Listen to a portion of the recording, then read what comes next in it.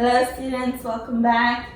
So today in this video I'm going to be covering your 8.1 notes, graphing f of x equals a of x squared. I'm not going to go into too much detail on your notes, giving you all the notes thoroughly, but we are going to cover some important topics that were on your notes that are in Google Classroom. And if you already did the homework, then you were already introduced to this, but if you have not done the homework yet, we're going to start off with an equation called f of x is equal to x squared. This equation right here is called a quadratic function. The reason why it is a quadratic function is because it has a degree of 2. The highest or the biggest exponent in my polynomial is a 2. In this case, we have a monomial right here, but it's okay. It's still considered a polynomial. So when it comes to quadratic functions, that was one of your vocab words, you can only have a degree of 2. You can have degrees of 1 and degrees of 0, but the biggest degree, let me specify I guess, is that the biggest degree has to be 2. You can't have a degree of 3 or a degree of 4. It has to be 2 or less. So I want to graph this function right here, because that's what the title tells me to do. In order to graph this function, I'm going to make my t-table, which you all know how to do. We're going to make a t-table. And the reason why I want to graph this function for you guys is because this is called a parent function. This is my parent function, which all other quadratics are based off of. So in your homework, you guys were asked to describe the difference between the function and its parent function, f of x equals x squared, or maybe they called it something different than f, that's fine. And we're going to cover some of that in the practice problem soon. But first we're going to get familiar with this parent function x squared. So you are all really good at graphing already, and you guys know how to graph. You set up your t-table, and we're going to use our favorite x values, which are the smallest ones, the easier ones to plug in. -2, -1, 0, 1, and 2. What I'm going to do with these x values that I chose is I'm going to plug them into my equation right here. So instead of x, I'm going to write in a -2, and I'm going to square that. -2 squared is 4. I'm going to repeat this step with all of the rest of these numbers, but I'm not going to write it down. So -1 squared is 1, 0 squared is 0, 1 squared is 1, and 2 squared is 4.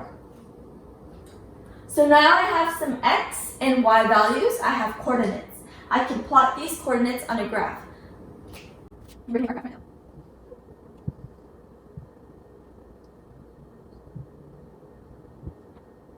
This is my y-axis, this is my x-axis. Oops.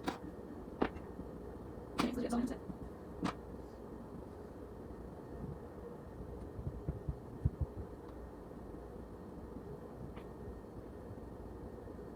So I just drew my graph. I know it took me forever, but here's my graph, right? I have my x-axis, which is my horizontal line, and I have my y-axis, which is my vertical line. What I'm going to do is I'm going to plot these points from my table right here onto my graph. So I have -2 on the x-axis up to +4. So -2 up 4, that's a point. -1 on the x-axis up to 1 on the y-axis. 0, 0, 0, 0 is just where the two lines intersect. 1, 1, and then we have 2 up to 4. Alright, so now that I have my points plotted, what I'm going to do is I'm going to connect them.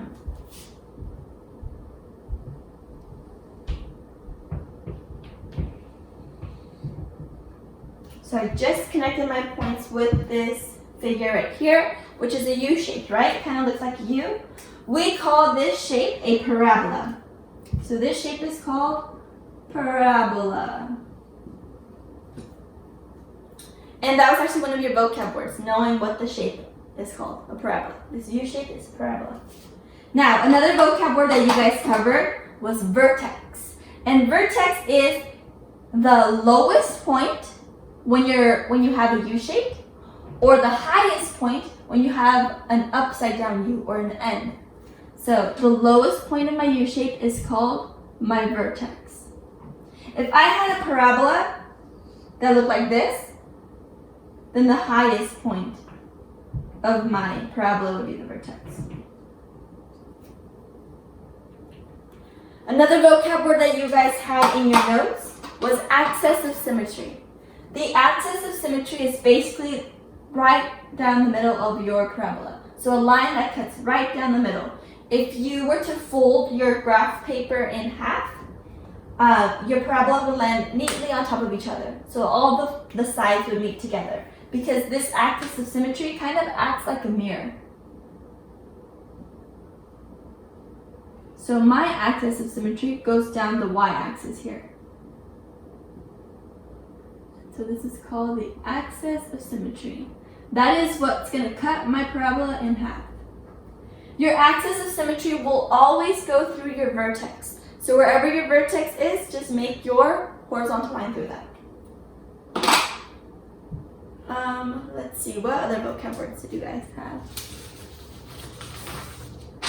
You also were taught about increasing and decreasing. So when it comes to a parabola, you always want to start with the leftmost side. So on my leftmost side, starting at the leftmost point, I go down, right? I start going down, my points start going down up until that vertex. Because we're going down, on this side we are decreasing. On my, once I start on the right side, it starts going up. It starts going up. Because it's going up, it's going increasing. We call it increasing. And last but not least, one of the most important parts to know is what direction will your parabola face? Will it face up or will it face down? That's called concavity. So, thankfully we had a T-table which allowed us to make those points. But when your parabola is facing up, this is called concave up. And it's facing up because my A value, the value in front of this X, which we don't see but we know is there, the value in front of this X is simply a 1.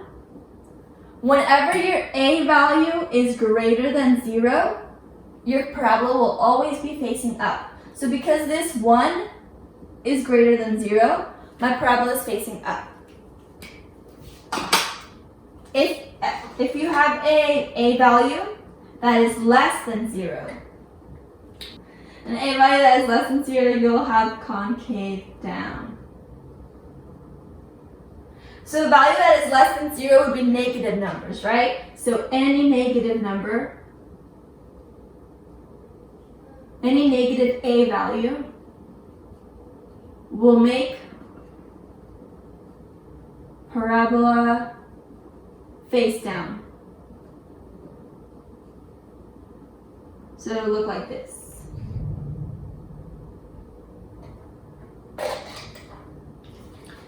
And so that's what we covered in the notes. Hopefully this helped you out a little bit. I'm going to cover 1 or 2 practice problems in the next clips. So the first problem I want to cover with you guys from the notes is problem 1B. So problem 1B. For problem 1B, it wants you to identify the vertex. So we want to know the vertex. It wants you to find the domain and range.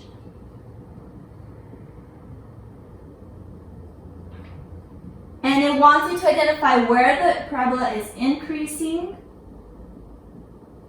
and where the parabola is decreasing.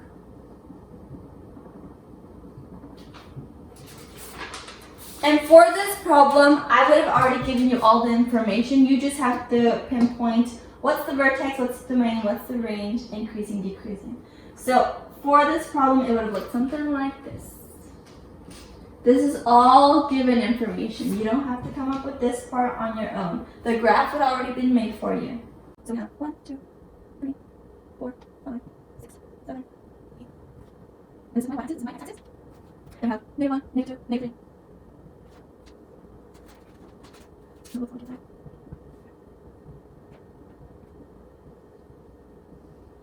Alright, so for this problem, you were given all of this information right here.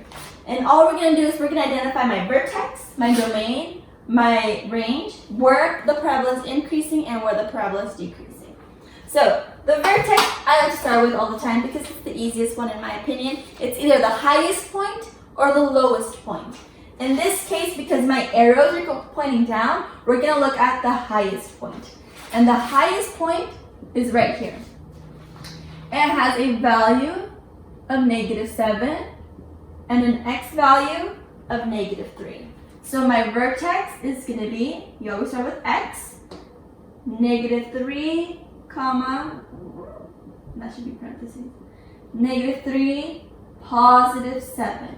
Always start with your x, then your y. And that's it. That's all you have to do for the vertex. When it comes to domain and range, I know you guys have a love-hate relationship with domain and range because sometimes you get it, sometimes you don't. Domain is always the x values. Range refers to the y values. So when it comes to domain, we want to know all of the x values my parabola will ever touch. So if you notice, these arrows are going down forever and they're spreading out forever. So because they don't have a stop, they're going to touch every single x value possible, meaning that my domain will be -infinity because it's going to keep going down into this direction, and +infinity because it's going to keep going down in that direction. Now for range, range is the y value, so up and down, right? What's the smallest y value we'll ever touch? Maybe. If these arrows tell us that we're continuously going down forever, the smallest y value we'll ever reach is -infinity. Now, the biggest y value we'll ever reach, if you go up, it looks like it is 7. I will stop at 7. I will never touch 8. And because we actually touch 7, you use a bracket. When you're never going to touch the numbers, so infinity and -infinity are some of the exemptions right there, you always use parentheses. Now, we want to identify where is my parabola increasing and where is my parabola decreasing. In the previous clip, I showed you guys that you always start at your leftmost point. So I'm going to start on the leftmost point, which is about right here, right? To get to my next point, in terms of y values, I'm going up. And then, once I reach my vertex, to get to my next point, I'm going down. So, where am I increasing from? Well, wherever the value is starting. So we would say you're increasing for all x values that are less than -3.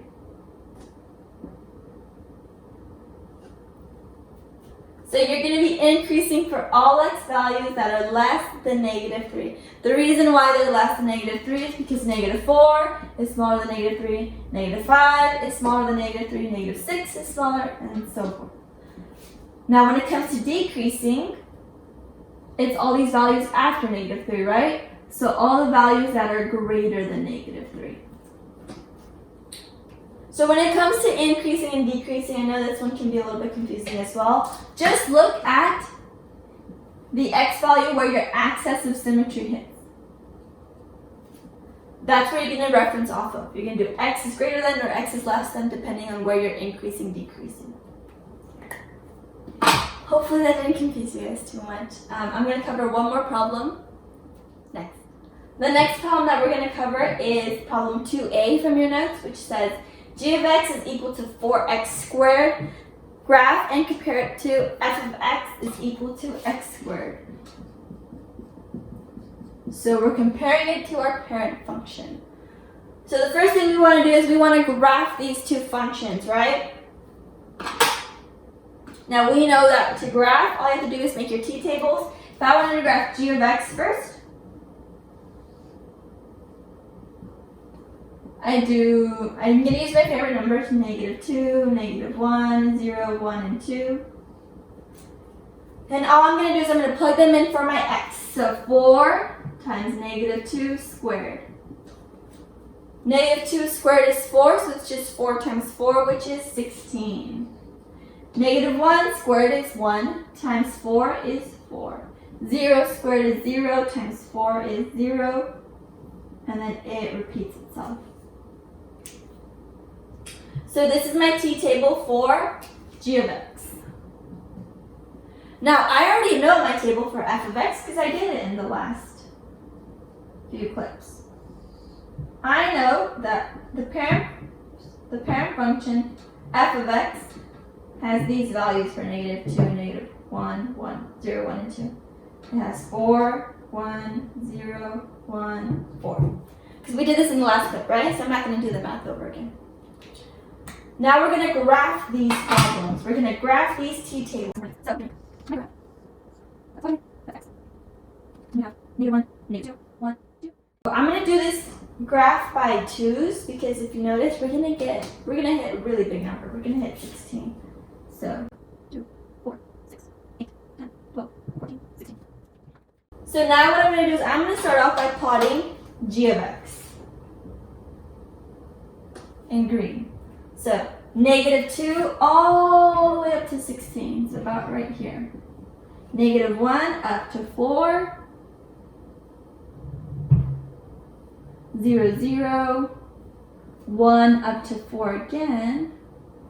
And then 2 all the way up to 16. And I'm going to connect my points with this U shape that we know is called a parabola.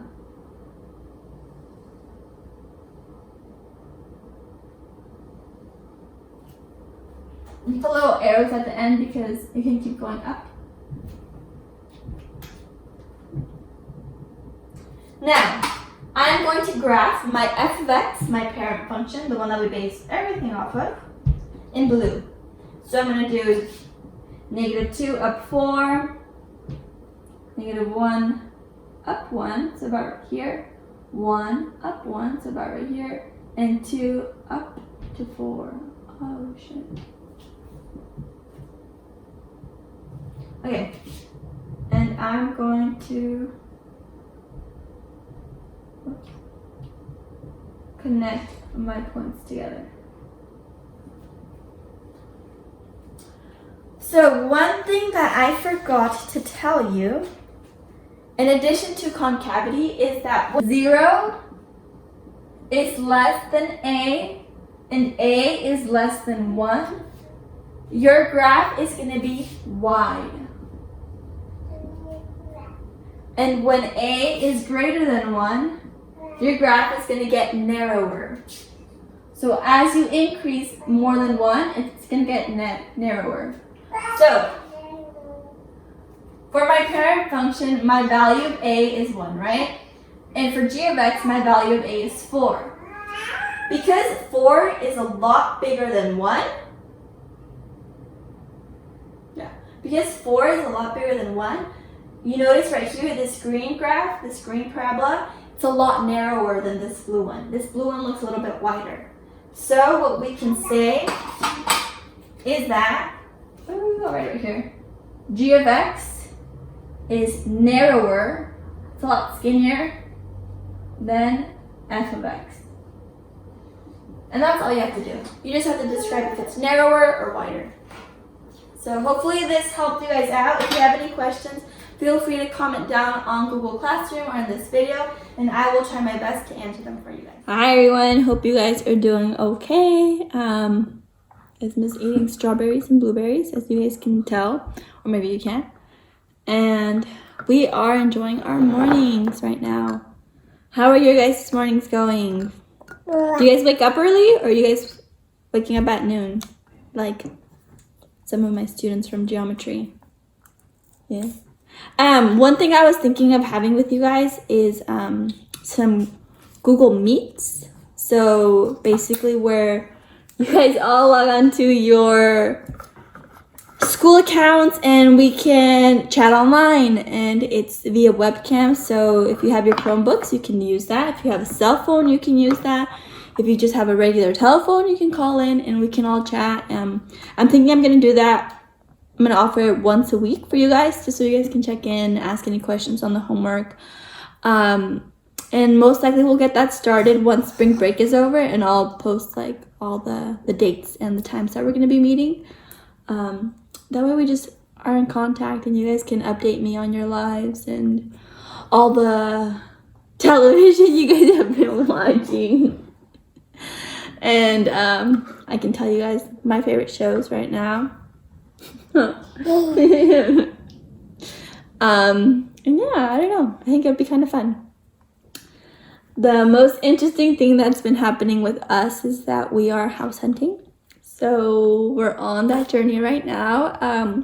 We haven't found one that we like yet, but we're looking at houses still nonetheless, so that Esme can have a home to go to.